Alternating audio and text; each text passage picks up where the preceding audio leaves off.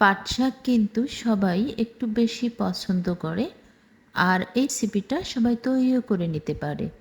আমি যেভাবে রেসিপিটা তৈরি করি সেটাই আপনাদের সাথে শেয়ার করার জন্য চলে এসেছি। আসসালামু আলাইকুম, I am chef Sumaiya. Welcome back to রানাসা শম্পা কুকিং রেসিপি। আজ আমি আপনাদের সাথে শেয়ার করব পাট শাক ভাজি রেসিপি। তার জন্য এখানে আমি কিছু পাট শাক নিয়েছি। এই পাট শাক থেকে পাতাগুলোকে ছাড়িয়ে নেব। পাতার মাছ বরাবর যে একটা শিরা আছে চিকন, এটাকে কিন্তু ফেলে দেব। আর সবগুলা শাকের এই শিরাগুলা ছাড়ানোর দরকার নেই। যেগুলো একেবারে কচি পাতা সেগুলা কিন্তু আমি রেখে দেব, মানে সেগুলার শিরাটা আমি ফেলে দেব না। সেমভাবে আমি সবগুলা শাক বেছে নেব।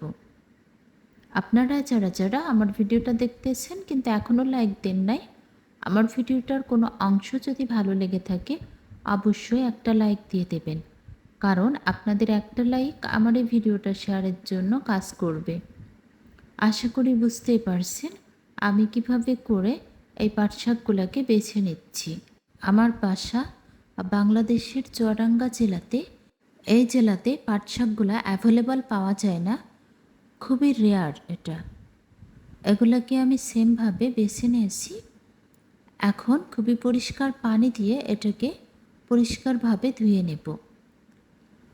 আর এটাকে 3 থেকে 4 বার আমি ধুয়ে নিয়েছি অফ ক্যামেরাতে, আর যদিও ক্যামেরায় একবার দেখা গিয়েছে।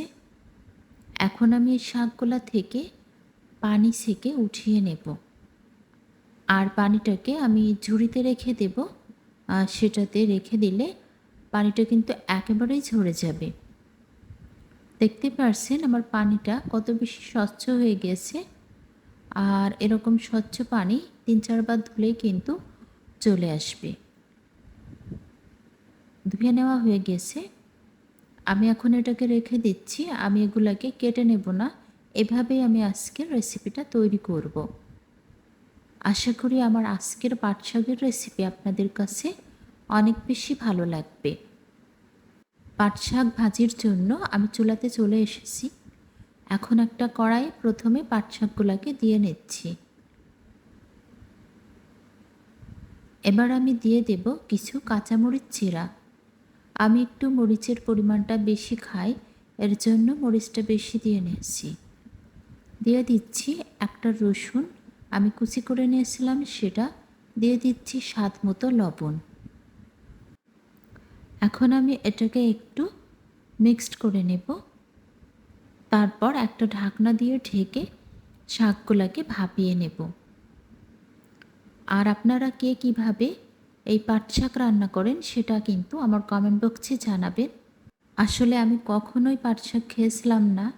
পাট শাক রান্নার ইচ্ছে আমার অনেক দিনের, সেই ইচ্ছেটা পূরণ হয়ে গেছে।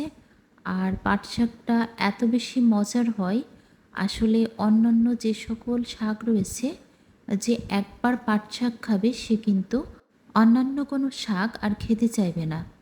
এতটাই মজার এই শাকটা।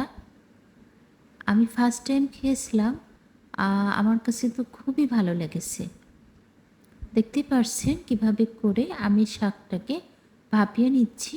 আর যখন পুরোপুরি পানিটা শুকিয়ে আসবে তখনই কিন্তু আমি এটাকে চুলা থেকে নামিয়ে নেব। আবারও দিয়ে দিলাম একটা পেঁয়াজ। এই পেঁয়াজটা দিলাম যাতে পেঁয়াজটা একটু হোয়াইট কালার থাকে, আর তার জন্যই আমি পেঁয়াজটা এখন দিয়ে নিলাম। কথা বলতে বলতে শাকগুলোকে আমি এভাবে ভাপিয়ে নিয়েছি, একেবারেই পানি নেই। এবার আমি একটা সার্ভিং প্লেটে উঠিয়ে নেব। আর তারপর এটাকে কিভাবে ভাজি করে নেব, আমার ভিডিওটার সাথে থাকলে সেটা কিন্তু অবশ্যই বুঝতে পারবেন। শাকগুলোকে আমি এক সাইডে রেখে দিলাম। আবারও চলে আসলাম চুলাতে, প্যান বসিয়ে দিয়েছি। প্যানে দিয়ে দিলাম 2 টেবিল চামচ পরিমাণ সরিষার তেল। আবারও দিয়ে নিলাম 2টা পেঁয়াজ কুচি আর একটা রসুন কুচি করে নিয়েছিলাম সেটা। এটাকে আমি লাইট ব্রাউন কালার করে ভেজে নেব। আর পাট শাকের যে এতটা দারুণ স্মেল, আসলে এটা আমি জানতাম না। দিয়ে দিচ্ছি কিছুটা শুকনা মরিচ।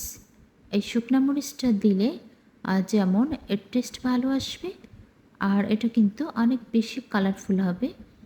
এই শুকনা মরিচটা দেওয়ার কারণ আমরা যখন এটা ভাতের সাথে খাবো তখন এই ভাতের সাথে যদি আমরা শুকনা মরিচটা নিয়ে খাই তাহলে কিন্তু এই শাকের টেস্টটা আরও বেশি বেড়ে যাবে আর ভাত খেতেও অনেক মজা লাগবে।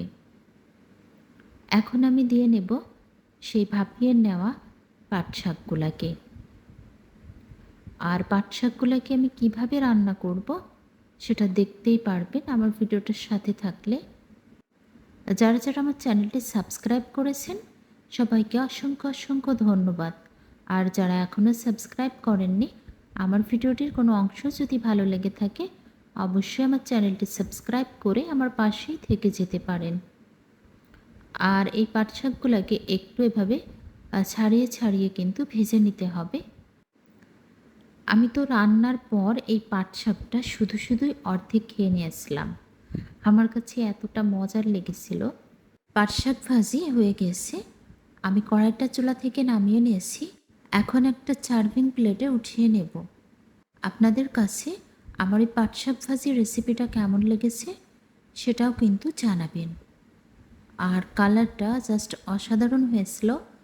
যখন আমি সার্ভিং প্লেটে উঠিয়ে নিচ্ছিলাম তখন যে কি দারুণ একটা স্মেল আসছিল সেটা আর কী বলবো, আপনারা বাসাতে ট্রাই করলে বুঝতে পারবেন।